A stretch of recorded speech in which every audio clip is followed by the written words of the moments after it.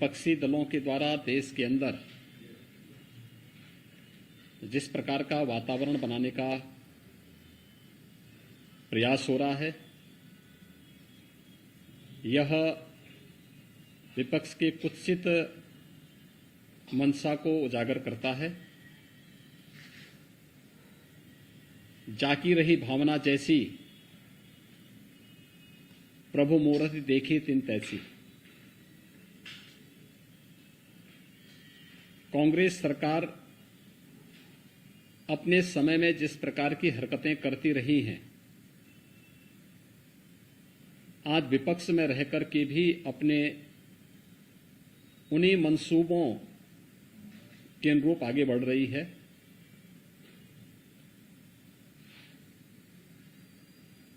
Corona कालखंड के दौरान देश के अंदर जिस प्रकार का दूषित वातावरण पैदा करने का प्रयास विपक्ष ने किया और एक नकारात्मक राजनीति की, लोगों को संबल देने की बजाय जिस तरीके की अराजकता का वातावरण पैदा करने का कुत्सित प्रयास कांग्रेस और विपक्षी दलों के नेताओं ने सेकेंड वेव के दौरान किया था, दुर्भाग्य से जब एक साहसिक निर्णय देश के संसद सत्र को लेकर के किया जाता है और संसद सत्र प्रारंभ होने के ठीक एक दिन पहले इस प्रकार की एक सनसनीखेज चीजों को परोस करके समाज में एक विषाक्त वातावरण पैदा करने का जो कुत्सित प्रयास हो रहा है, राजनीति के घटते हुए गिरते हुए स्तर को प्रदर्शित करता है। विपक्ष पूरी तरह नकारात्मक भूमिका में के साथ में है और उन अंतर्राष्ट्रीय साजिशों का शिकार जाने अनजाने में हो रहा है, जो अंतर्राष्ट्रीय साजिश किसी न किसी रूप में भारत को अस्थिर करना चाहते हैं, भारत को किसी न किसी रूप में अस्त व्यस्त करना चाहते हैं। ये कोई पहली घटना नहीं है। याद करिए,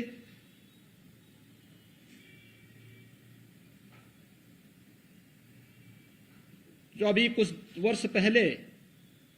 2020 में प्रारंभ में अमेरिका के राष्ट्रपति की भारत विजिट के दौरान उनके दिल्ली पहुंचने के साथ ही दिल्ली के अंदर हुआ भीषण दंगा क्या एक साजिश का हिस्सा नहीं था? तमाम विपक्षी दलों के लोगों की संलिप्तता उस दंगे के साथ जोड़ करके नहीं देखी गई थी।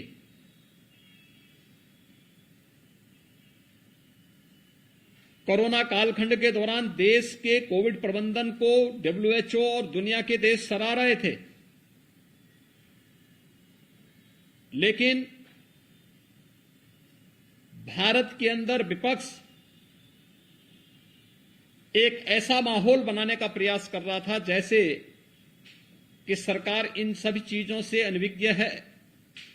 और महामारी से लोग मर रहे हैं। अंतर्राष्ट्रीय स्तर पर भारत की छवि को खराब करने, भारत को अस्थिर करने के लिए जिन मंसूबों के साथ विपक्ष कार्य कर रहा है, यह अत्यंत दुर्भाग्यपूर्ण है। अनेक ऐसे अवसर आए हैं जब भी देश के अंदर कोई महत्वपूर्ण कार्यक्रम होता है, उससे पहले विपक्ष किसी न किसी साजिश का शिकार होकर के देश के खिलाफ या दुनिया के अंदर भारत के खिलाफ माहौल बनाने के लिए किसी न किसी षड्यंत्र का पार्ट बन जाता है। संसद का यह सत्र अत्यंत महत्वपूर्ण सत्र था और मुझे तो आश्चर्य होता है, यह परिपाटी रही है संसद सत्र में, क्योंकि लगभग 19-20 वर्षों तक संसद के अंदर कार्य करने के लिए का मुझे अवसर प्राप्त हुआ था। भारत के लोकतंत्र की सबसे महत्वपूर्ण प्रहरी और सबसे महत्वपूर्ण स्तंभ देश का संसद है। एक आम नागरिक की आवाज को उस मंच के माध्यम से हम देश के सामने रखते हैं और संसद की परिपाटी रही है कि मंत्रिमंडल के गठन पुनर्गठन के साथ माननीय प्रधानमंत्री के द्वारा नए मंत्रियों का परिचय संसद से कराया जाता है, संसद सदस्यों से कराया जाता है।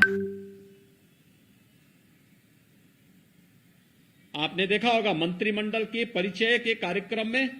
ग्रामीण पृष्ठभूमि से जुड़े हुए अनुसूचित जाति, जनजाति, पिछड़ी जाति और उन तबकों से जुड़े हुए मंत्री काफी बड़े पैमाने पर बने हैं, जिन्होंने देश की आजादी के बाद कभी भी नेतृत्व नहीं देखा था। आज जब उस तबके को नेतृत्व दिया गया, उन्हें आगे बढ़ने के लिए एक अवसर प्रधानमंत्री जी ने दिया और उन सभी माननीय मंत्रियों के परिचय संसद सत्र प्रारंभ होने के साथ ही संसद के अंदर होता। विपक्ष कोई रास नहीं आया। संसद एक मंच होता है अपनी बात को रखने का, लेकिन शोरगुल का शिकार हम संसद को बना लें, ये लोकतंत्र का गला घोंटने जैसा है। ये लोकतंत्र के साथ खिलवाड़ है और ये लगातार विपक्ष कर रहा है। आपने देखा होगा किसान आंदोलन के नाम पर किस तरीके से देश के खिलाफ साजिशें रची जाती हैं, कैसे किसान को समुदाय में मत और मजहब के साथ जोड़ करके देख करके उनके माध्यम से भड़काऊ और देश विरोधी कृत्यों को आगे बढ़ाने की छूट दी जाती है। विपक्ष उनके साथ खड़ा होता हुआ दिखाई देता है। ये नकारात्मक राजनीति से न देश का कल्याण होने वाला है और न विपक्ष का ही और न जनता जनार्दन का ही। इस प्रकार की नकारात्मक राजनीति देश के अंदर वातावरण को विषाक्त जरूर करेगी, भारत की छवि को अंतर्राष्ट्रीय स्तर पर खराब भी जरूर करेगी। कोरोना कालखंड के अंदर विपक्ष के इस नकारात्मक रवैये के कारण भारत की छवि पहले काफी आहत हुई, लेकिन अपनी नकारात्मकता से विपक्ष आज भी बाज नहीं आ रहा है। तथ्यहीन झूठे आरोप लगा लगा करके देश के एक यशस्वी नेतृत्व को बदनाम करना, भारत की छवि को, अपने देश की छवि को लगातार निरंतर धूमिल करना, ये विपक्ष के एजेंडे का हिस्सा बन चुका है।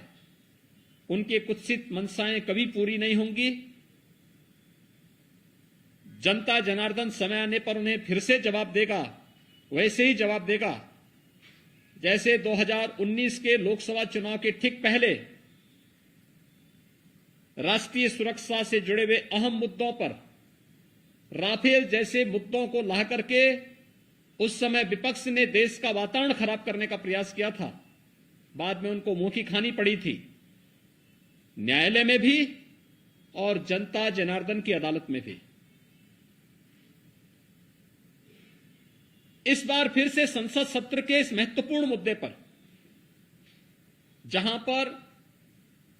गांव के लिए, गरीब के लिए, किसान के लिए, नौजवान के लिए, महिलाओं के लिए, समाज के विभिन्न तबकों के लिए चर्चा होती, कोरोना महामारी को लेकर के चर्चा होती,